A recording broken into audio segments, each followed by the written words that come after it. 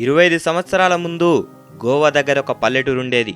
ఆ ఊరు అతిపెద్ద పుచ్చకాయలను పండించడంలో చాలా ప్రసిద్ధి పొందింది. ఆ ఊరిలో రైతులు పంట కోసే సమయంలో పిల్లలకు ఒక పోటీ పెట్టేవారు. పిల్లలు ఎవరికి ఎన్ని పుచ్చకాయలు కావాలంటే అన్ని తినవచ్చు. ఎవరు ఎక్కువ కాయలు తింటే వారికి గొప్ప బహుమతి ఉండేది. పిల్లలంతా ఆనందంగా ఆ పోటీలో పాల్గొనేవారు. ఆ పిల్లల్లో ఒకడికి ఐఐటీలో సీటు వచ్చి పక్క రాష్ట్రానికి చదువుకు వెళ్ళిపోయాడు. ఆ అబ్బాయి 6 సంవత్సరాల తర్వాత తన సొంత ఊరికి వెళ్ళాడు. ఆ అబ్బాయికి చిన్ననాటి పుచ్చకాయలు తినే పోటీ గుర్తొచ్చి ఊరి బయటే ఉన్న కూరగాయల మార్కెట్కి మొట్టమొదట పెద్ద పుచ్చకాయను తృప్తిగా తినేసి వెళ్ళాలనుకున్నాడు. మార్కెట్లోకి వెళ్ళగానే ఒక చోట ఒక యువ రైతు పుచ్చకాయల పోటీ జరుపుతుండడం చూసి ఆనందంగా అక్కడికి వెళ్ళాడు.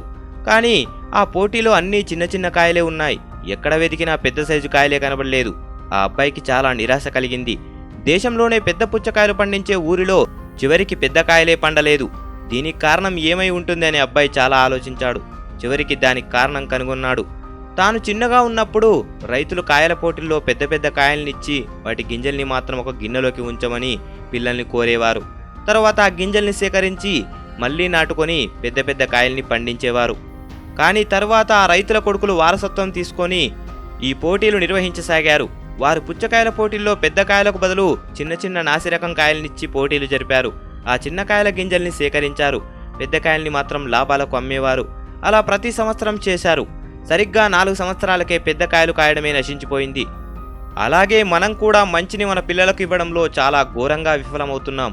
మన భారతీయ సంస్కృతిలో మహిమాన్విత గాథలైన రామాయణ, భగవద్గీతలను, మన సంస్కృతిలోని మంచిని మన పిల్లలకు ఇవ్వడంలో మనం గత 25 సంవత్సరాలుగా విఫలమై వారికి పనికి మాలిన పుచ్చుగింజల్లాంటి పద్ధతులను నేర్పించి మార్కులు వస్తే చాలు, ఇక మనుషులు ఏమైపోయినా పర్వాలేదు, పెద్ద ఉద్యోగం వస్తే చాలు, తల్లిదండ్రులను తన్ని తరిమేసినా పర్లేదు, బాగా డబ్బు సంపాదిస్తే చాలు, పేదవాడికి కాస్త సాయం చేయకపోయినా పర్లేదు, ఆస్తులు కూడబెడితే చాలు అన్న చందంలో పెద్దలు జీవించడం వల్లనే ఈనాడు ఇంట్లోని ఆడబిడ్డను బయటకు పంపాలంటే భయపడే దౌర్భాగ్యం దాపురించింది.